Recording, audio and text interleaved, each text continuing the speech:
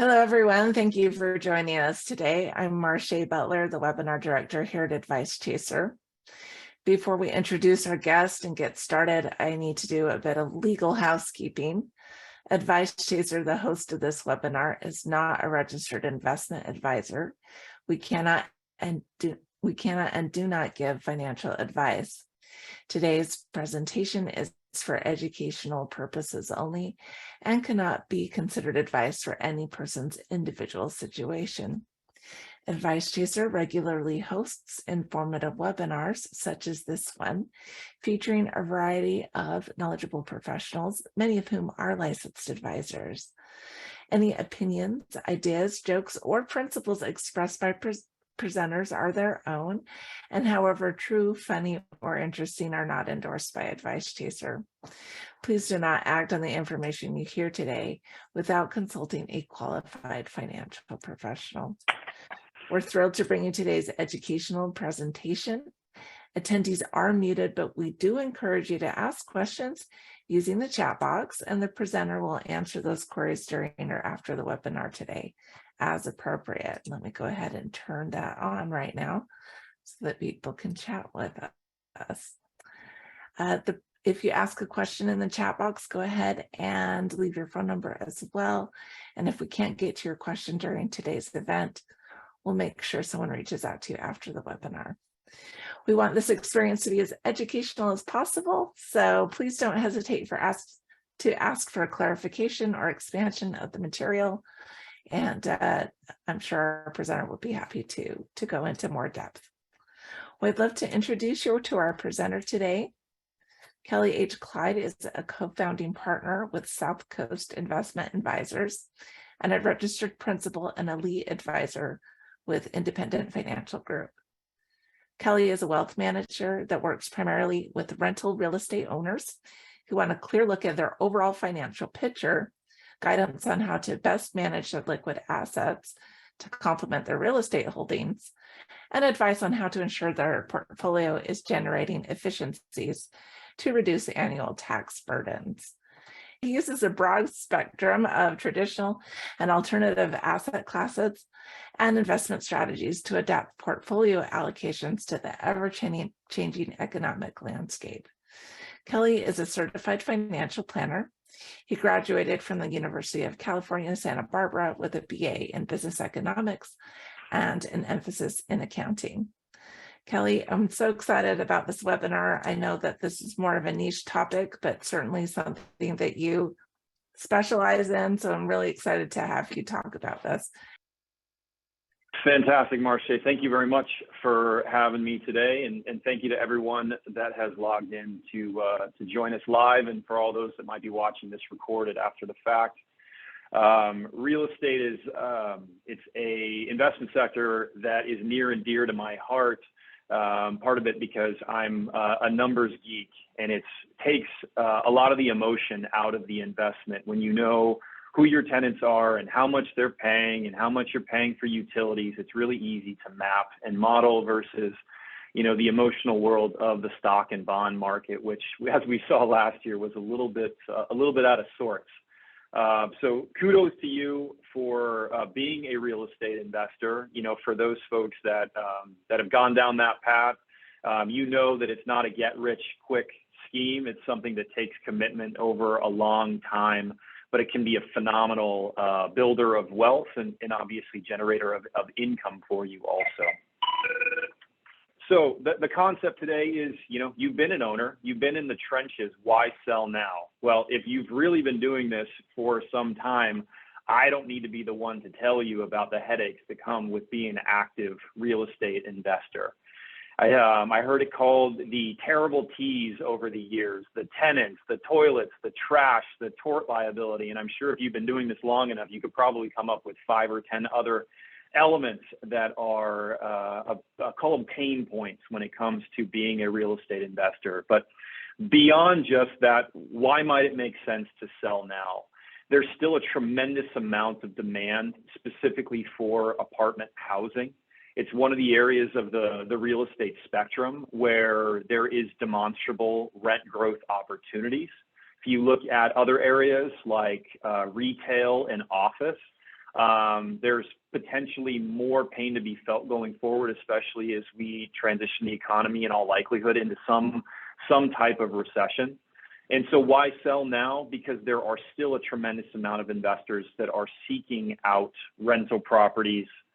And quite honestly, the road as a landlord isn't going to get any easier. You know, I'm located in California, and the regulatory environment here is very, very challenging. There's been rent control laws that have been passed, and every day it seems that there are more tenant favorable legislation that comes to pass, and it unfortunately puts a big bullseye on your back as a landlord.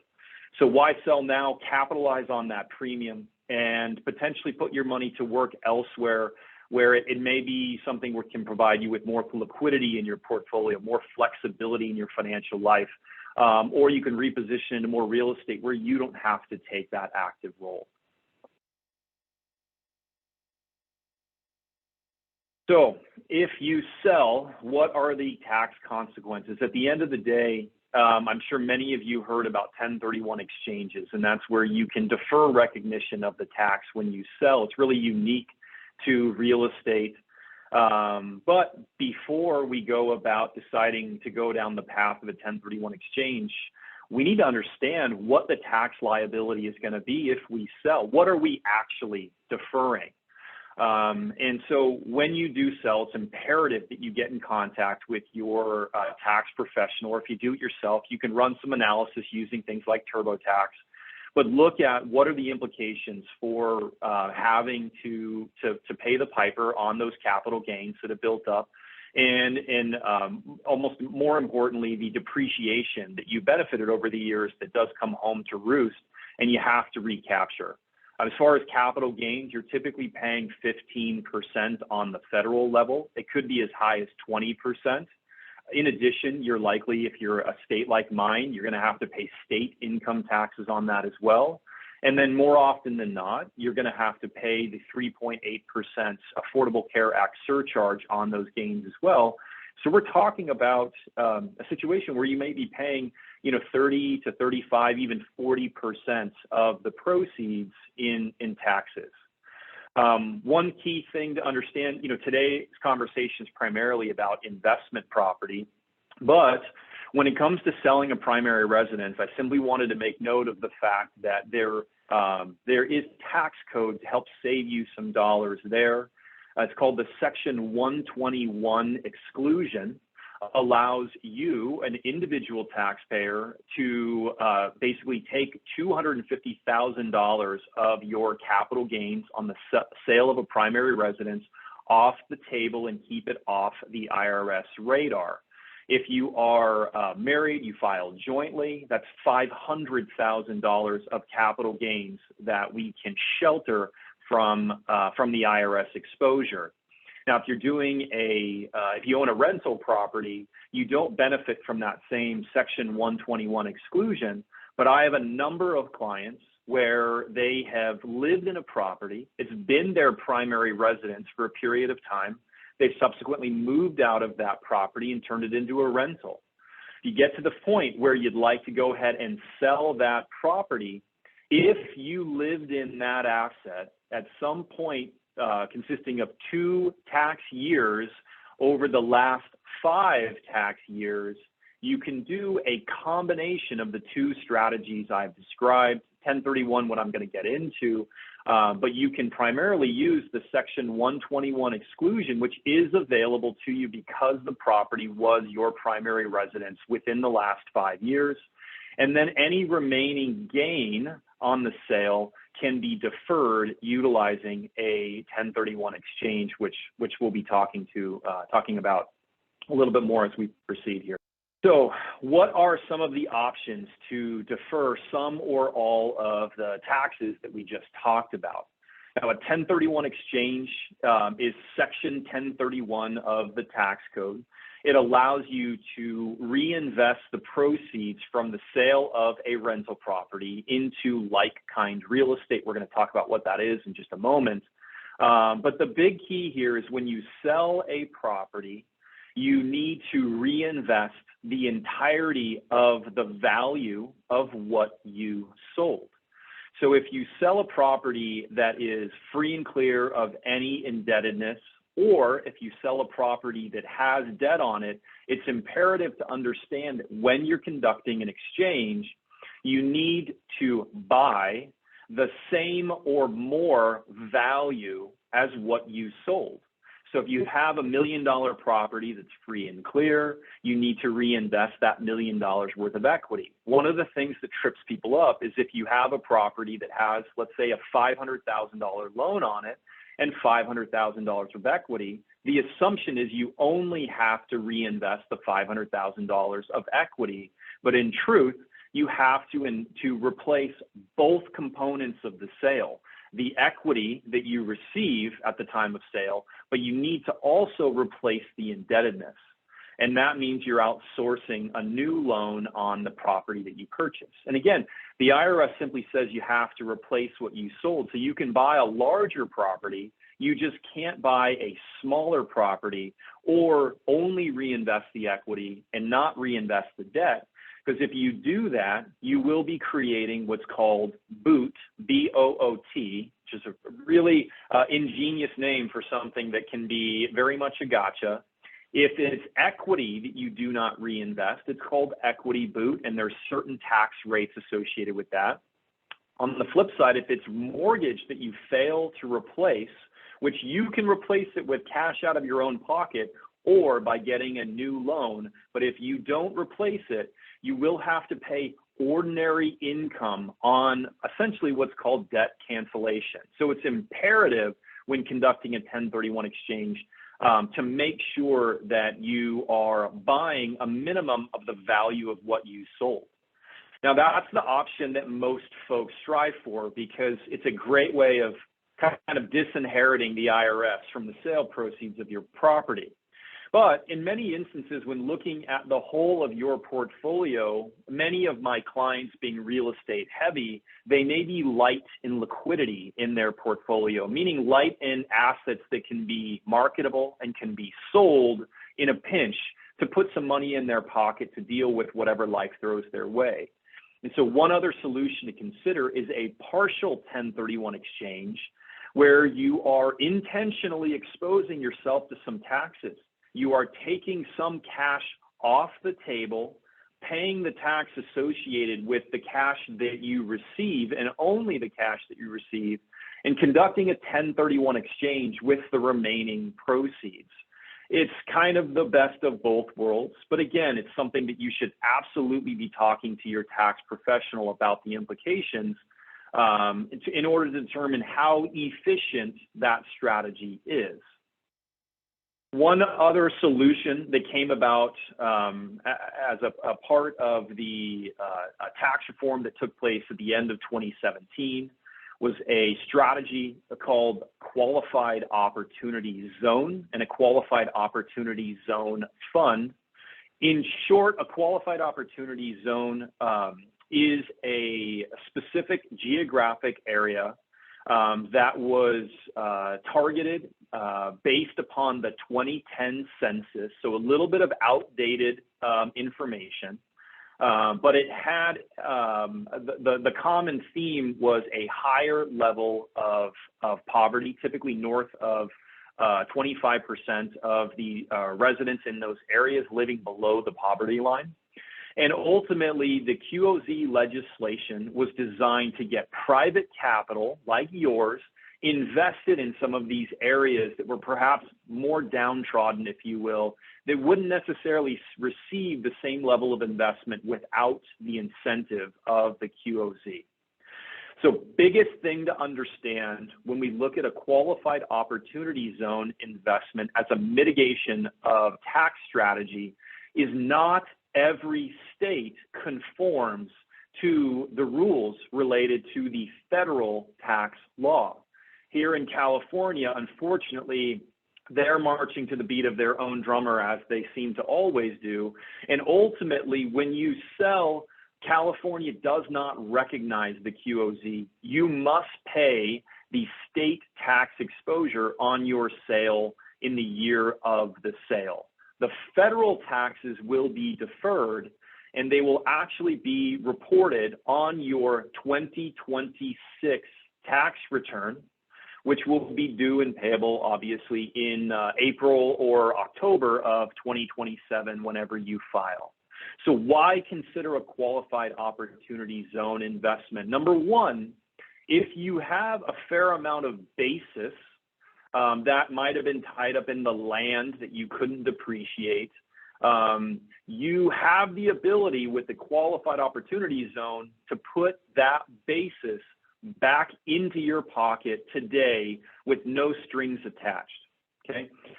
The regulations surrounding the QOZs only allow you to invest the gain from the sale, and the gain could be capital gain or it could be gain associated with the recapture of depreciation.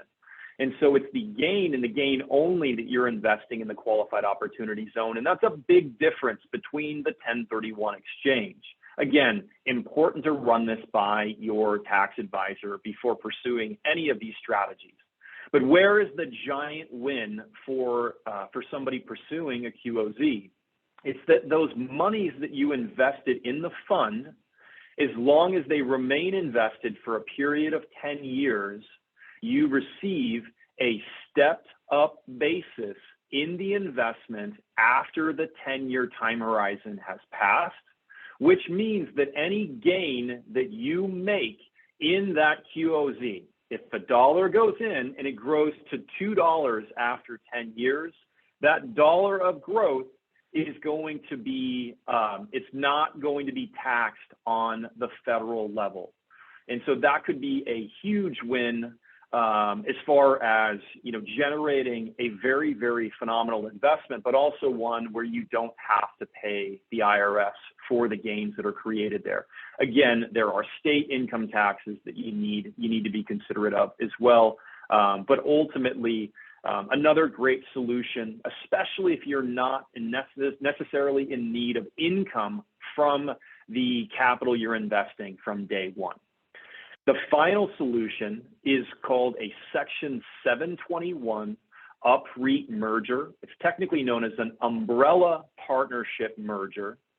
And this is where you are essentially selling your property to a real estate investment trust. It's a transaction that is tax deferred, very similarly to a 1031 exchange. It's just instead of you receiving cash where you can go and reinvest into like-kind real estate like a 1031, you are essentially becoming an investor in the REIT. Now, it can be a little bit complicated, but what you are receiving, in fact, are operating partnership units inside and underneath the REIT umbrella. They're equivalent in value to REIT shares. They are, you just essentially receive a K-1 at the end of the year as opposed to a 1099. Now, you can remain an investor and you can continue deferring the tax recognition from that merger into the operating partnership vis-a-vis the REIT for as long as you desire. When you decide you want to sell, you convert your operating partnership units for REIT shares, and then ultimately you can sell those REIT shares. It's when the conversion takes place from the operating partnership into those common REIT shares, that's when you are ringing the tax bell, and that's when the tax liability is going to come home to roost. Typically, it only happens when you or your family has a desire to sell. Now, one possible solution or one situation where this 721 UPREIT may make sense is if you are an older investor, you can take your single property in a single market and you can essentially move that into a diversified REIT portfolio on a tax-deferred basis. And then when you meet your demise, you can take the capital gains along with you to heaven, and your family can benefit from the stepped up basis, and they can ultimately have something that is, generally speaking, more liquid than a property that you might own yourself entirely. They can sell a portion of those operating partnership units through those REIT shares, or they can sell all of them, but they can control the timing of that exit. And so that's where that 721 umbrella partnership merger might come into play. So if you pursue a 1031 exchange, one of the first things that you're going to read online about the 1031 is that you need to buy like-kind real estate. So it's very important to understand that you cannot sell a fourplex and buy a publicly traded REIT. You cannot buy a partnership that is investing in real estate. You can't buy an annuity. You don't have the latitude to essentially buy anything you want. You must buy like-kind real estate, but we have those quotations in there for a reason, because the definition of like-kind real estate is very, very broad. The big thing that you need to understand is it needs to be a direct investment in real estate. That doesn't mean that you need to be the landlord of that, but it simply means that you need to essentially be on title of the real estate. And that's why I specified that partnerships are not a vehicle that one can exchange into. So you can sell apartments and you can buy retail, sell retail and buy office, buy a triple net leased Burger King. You can even buy land that is, potentially up for development in the future, or you can actually buy subsurface oil and gas mineral rights, even rights to coal mines, if that was your prerogative as well. So like I said, the definition of like-kind is very broad. You don't have to sell an apartment and buy an apartment. As long as you stay underneath that real estate banner, which is very, very broad and all-encompassing, you can conduct a 1031. One key element is you cannot take constructive receipt of the sale proceeds. You need to hire an accommodator. The other term is a qualified intermediary. That is the party that when your sale closes, they will take receipt of the proceeds from escrow, and then you tell them that what you are purchasing, and they will wire the monies that are required to purchase your replacement property on your behalf.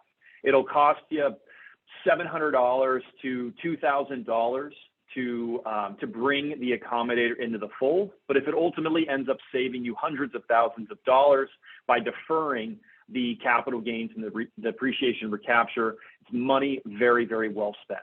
So if I exchange, what are the types of property that I can actually invest in? Obviously, if you're a glutton for punishment, you can simply sell that rental property and you can buy another rental property, a single family home, a duplex, a fourplex, depending on how much capital you have, 20, 30, 40, 50 units.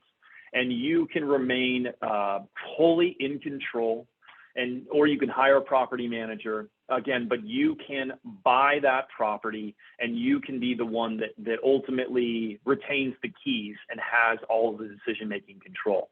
And as I mentioned, if you're over the idea of being an active landlord, you can absolutely hire a professional property manager to take care of that for you. This could be in your backyard, or ultimately could be in another market.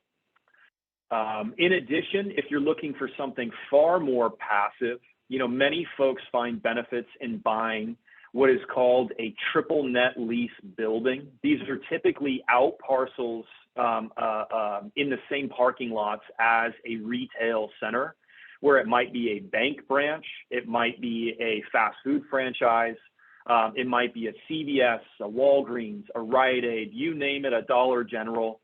These are buildings where what a triple net lease signifies is that the tenant is responsible for essentially all facets of basically maintaining that property that comes with paying you rent, paying any management expenses associated with it, paying the property taxes, the utilities, and all other elements outside of the maintenance of the roof and anything structural. There is another type of lease called absolute net, and that is one step farther, and that's where the tenant is ultimately responsible for maintaining everything about that property and paying for those elements as if they own it for themselves. And so that's a great way to be passively invested in something. There are benefits in that you might be able to buy a property that has a long duration lease with a national credit tenant like a CVS or a Walgreens, where even if they decide they no longer want that building, they may still have to keep paying for that space because they are tied legally to the lease that's in place. Now, one of the drawbacks is that the amount of the contractual rent increase that you're going to get a CVS or a Walgreens or a Burger King to agree to may only be 1% per year, or 0.5% per year, or 2 or 2.5% per year, or perhaps it's 5% every 5 years. And if you're living in an inflationary environment like we are today, where price levels are rising, you would imagine that prices going up 6% year over year, my tenant is actually getting a break if their rent is only going up 1%.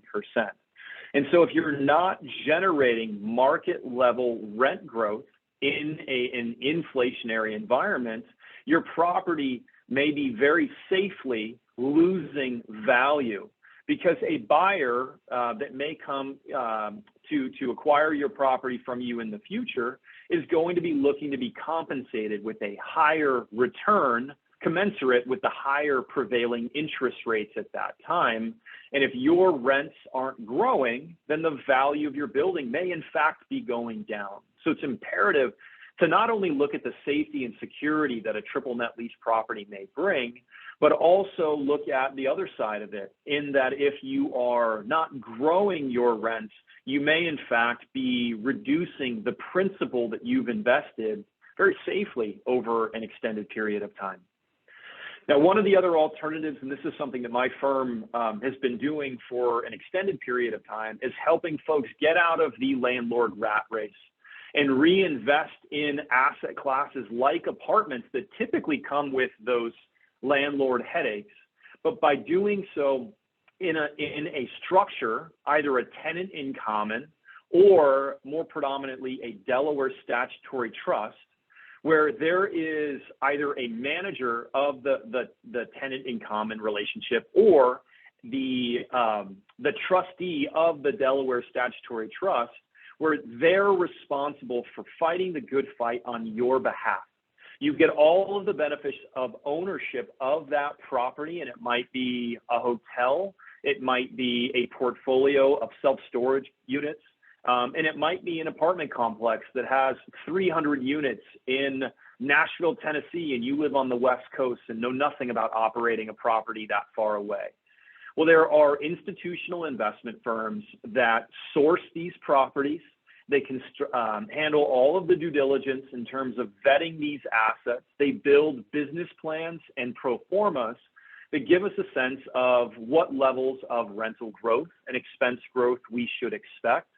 And ultimately, it's the job of firms like myself and investors like you to vet those opportunities and vet those firms to make sure that they're going to be a good steward of your capital, because ultimately they're at the helm of the ship, and they're going to be the ones making those decisions when it comes to the day-to-day operations and the macro level. Do we sell? Do we hold? Those issues that come up. And so there's certainly benefits of being a passive investor and staying in an area that you might be very comfortable with, like apartments. And those structures, tenants in common and Delaware statutory trust, were blessed by the IRS back in 2002 for the tenants in common and 2004 for the DST.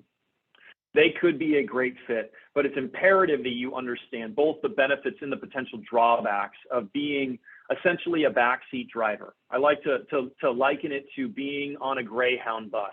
The driver of that bus does not care whether you should be going up one freeway or the other, or you should make a pit stop here or there. They don't care.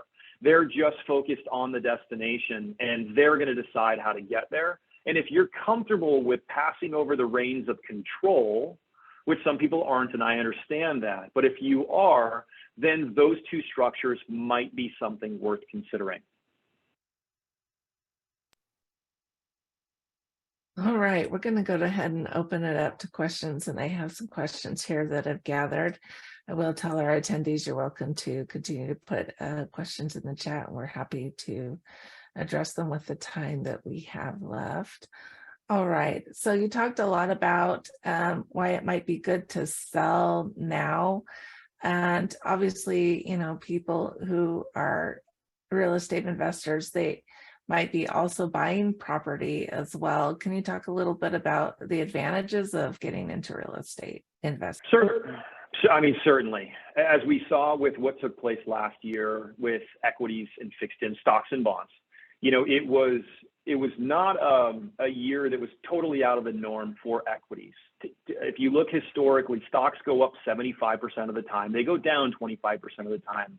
So the fact that, you know, U.S. stocks were down as much as, say, 18 to 20% last year is not totally a surprise. What was shocking was that fixed income bonds last year experienced one of the worst years on record. The U.S. aggregate bond index was down somewhere in the neighborhood of 13%. So if all you have in your portfolio are stocks and bonds, and so many of us get thrust into these moderate portfolios, the good old 60-40, 60% stocks and 40% bonds. Unfortunately, last year, that delivered a minus 15% return. So why do we invest in real estate? Last year, private real estate delivered somewhere in the neighborhood of a 5 to 7% positive rate of return, with the lion's share of that return coming in the form of cash flow. So why invest in real estate? We can generate income. In many instances, it's very stable income. Additionally, because it's real estate, we benefit from depreciation in most instances that's sheltering the income that we're generating.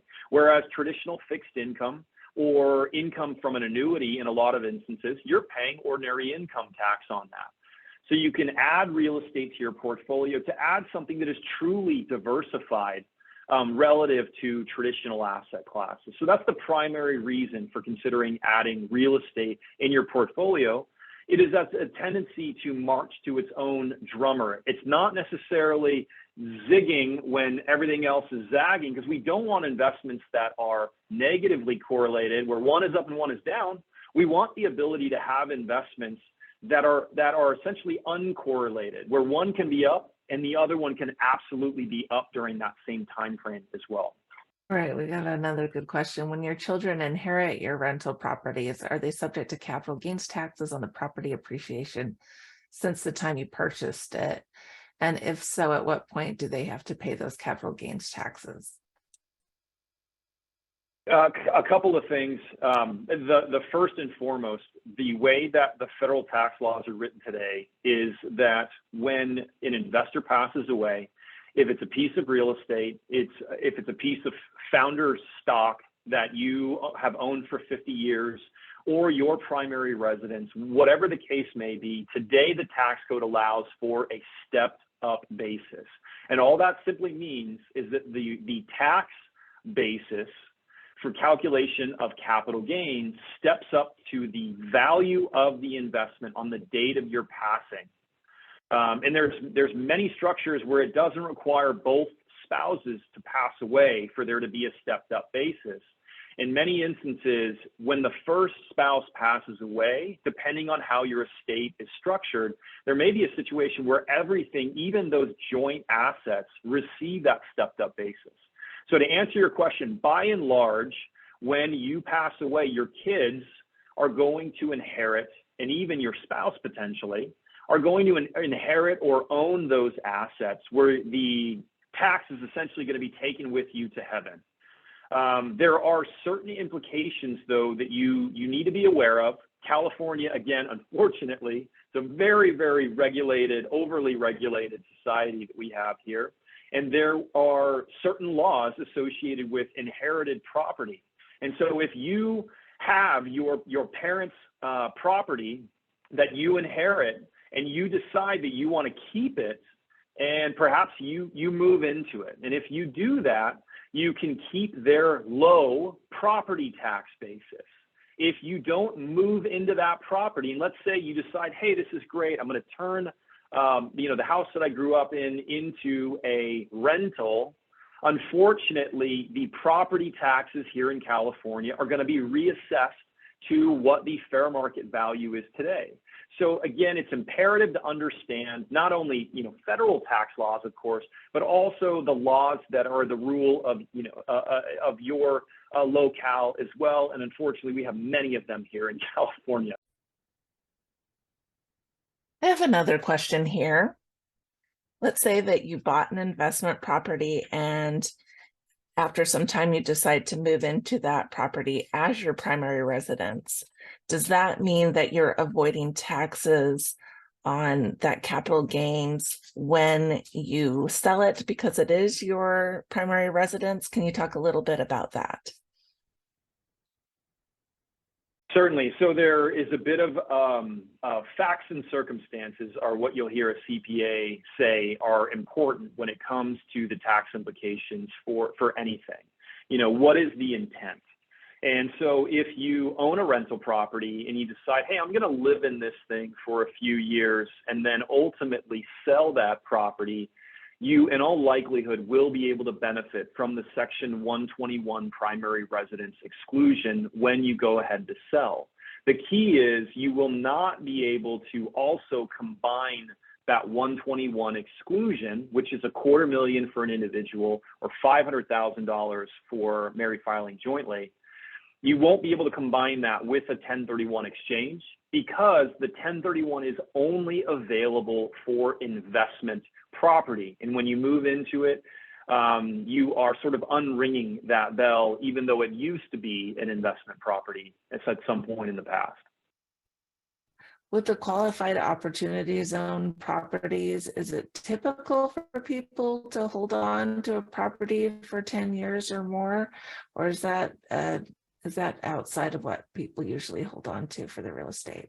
I mean, the reality is, like I said at the outset, real estate is generally not a get-rich quick scheme. You become an overnight success after putting in the time over an extended period of time. So I would argue that a 10-year hold on a real estate investment isn't necessarily outside the scope of what would be normal, if you will. Some of the vehicles that I made mention of, the passive investments like a Delaware statutory trust or a tenant in common, those have hold periods that generally fall in the 5 to 7 year time horizon. The reason why it's imperative to remain invested in the qualified opportunity zone fund, in those funds assets for a decade, is that is the minimum length of time that you must be invested to achieve the stepped up basis, which in my opinion is the massive carrot. That's why you would pursue a qualified opportunity zone investment. One other element is it's generally real estate development, okay? The legislation wanted to create jobs in these areas, and construction is one of those very easily to document. And so it takes a period of time to bring a property out of the ground. If there's a property there, you might have to knock it down first and then build something else.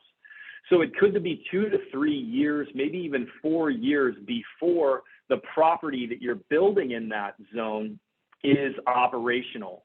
So realistically, you're holding on to it then for another 5 to 7 years to reach that 10-year minimum threshold before you can sell and benefit from that stepped up basis at the end of the term. All right. Well, that's about all the time we have for questions. I want to thank each of you for being here today, and those of you on the recording, thank you again for listening and hopefully taking some notes.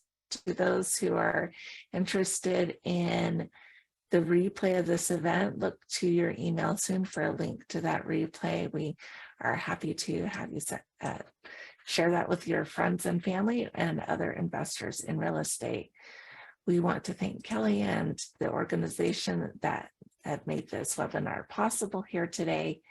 And we're getting some thank yous in the chat. as well. I appreciate that feedback.